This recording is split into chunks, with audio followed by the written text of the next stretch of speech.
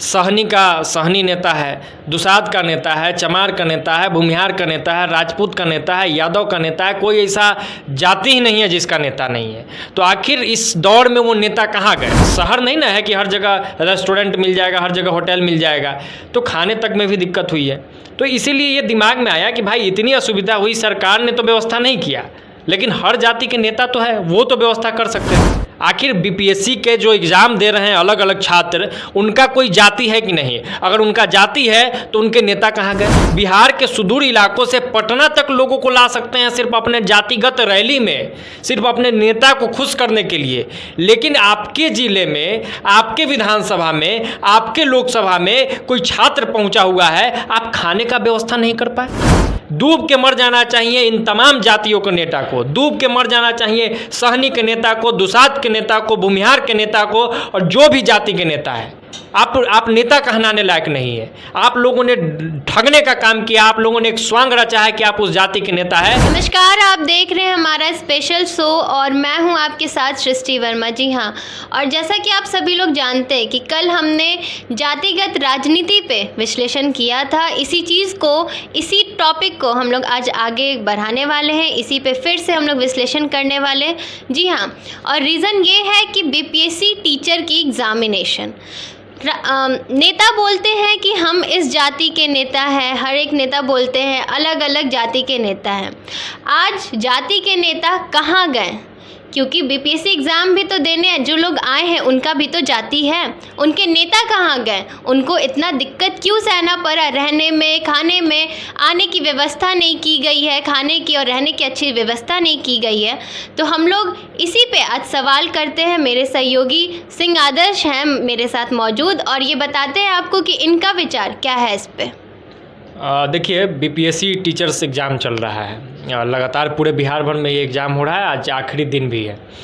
अब इस दौरान हम लोग के दिमाग में ये सवाल आया, जब विश्लेषण करने की बात आई, तो जातिगत राजनीति पर लगातार वार कर रहे हैं। सिर्फ विश्लेषण ही नहीं, इससे पहले भी हमने 3-4-5 वीडियो किया और बाकी तो कर तो रहे हैं कई सालों से।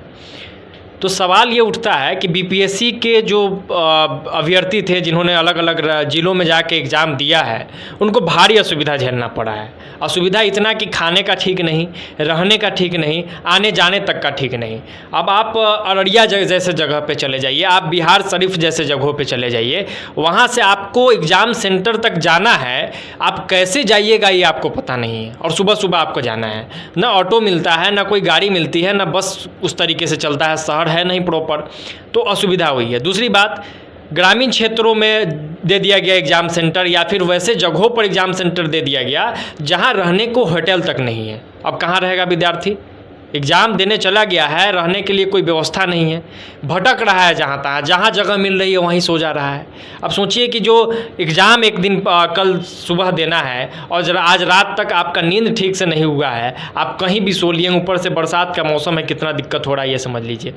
तीसरी जो समस्या है वो समस्या है लोकेशन और लोकेलिटी का। बहुत चीज़ पता ही नहीं चल पा रहा है, कहाँ एग्ज़ाम सेंटर है, क्या है, कौन मदद करेगा।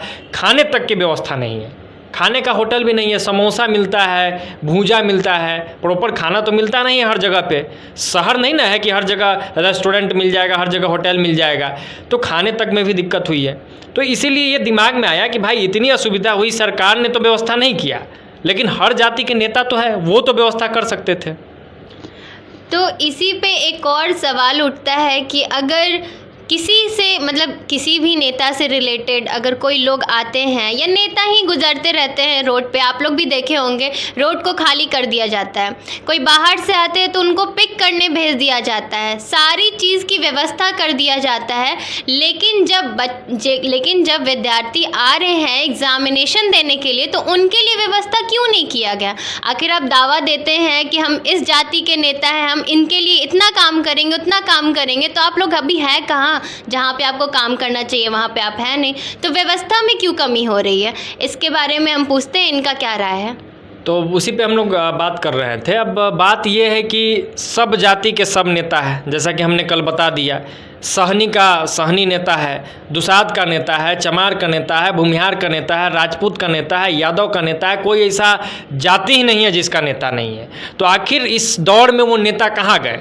आखिर बीपीएससी के जो एग्ज़ाम दे रहे हैं अलग अलग छात्र, उनका कोई जाति है कि नहीं? अगर उनका जाति है तो उनके नेता कहाँ गए?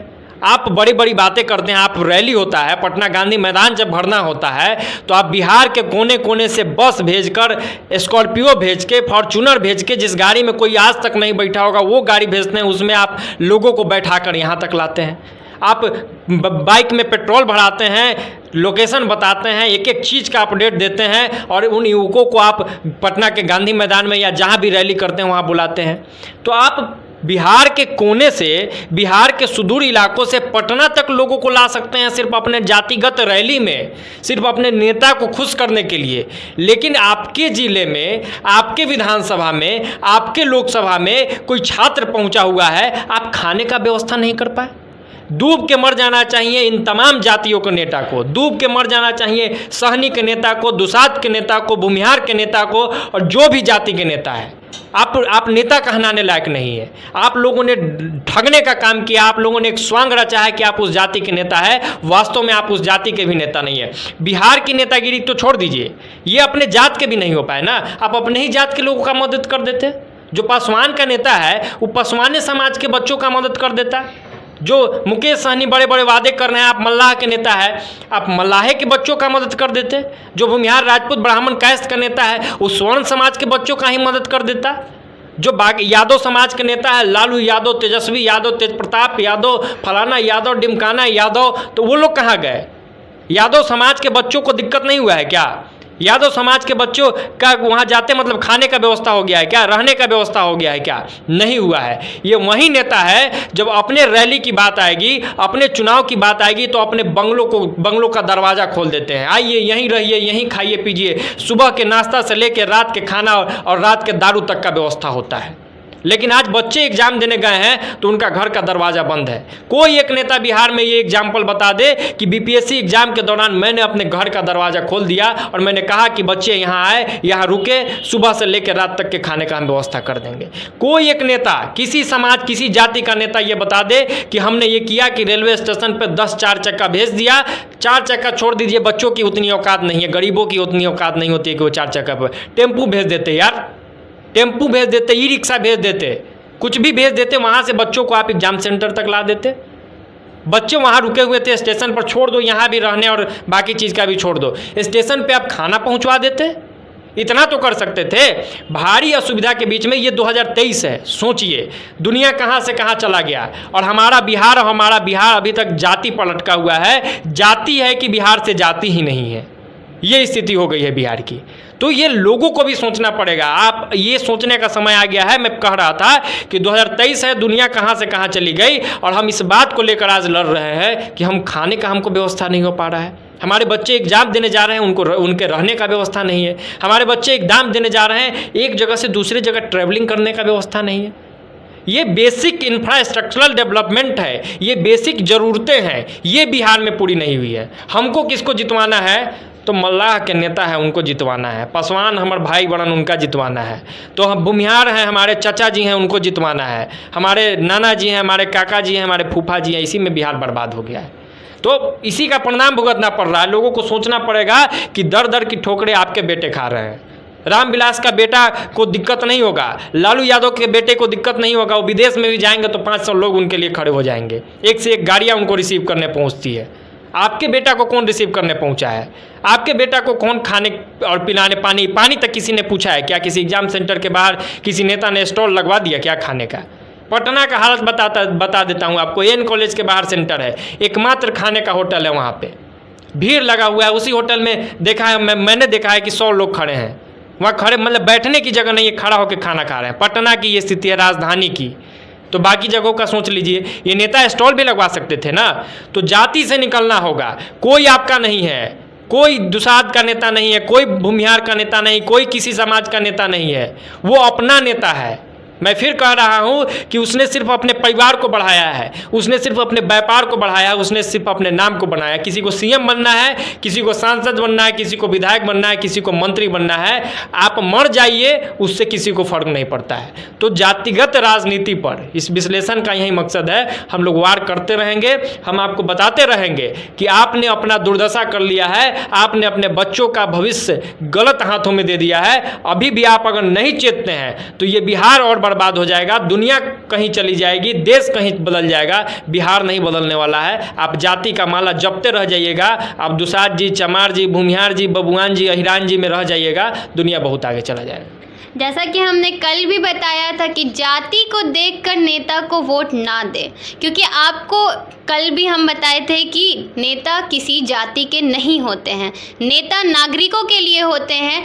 उन नेताओं को आप लोग सपोर्ट करें, उन नेताओं को आप लोग वोट करें जो आपके लिए काम करते हैं, जाति के लिए नहीं। क्योंकि वो लोग जाति के तो बोलते हैं लेकिन जाति के लिए में भी असल में वो लोग काम नहीं कर रहे हैं। और जो जाति का दावा देकर बोलते हैं वो जाति के लिए काम नहीं कर रहे, तो वो नागरिक के लिए क्या काम करेंगे।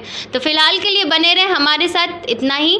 आगे के लिए बने रहे हमारे पेज के साथ। आप ज़रूर से ज़रूर इस वीडियो को शेयर ज़रूर करिएगा और अपना राय विचार बताना ना भूलें हमारे कमेंट बॉक्स में। धन्यवाद।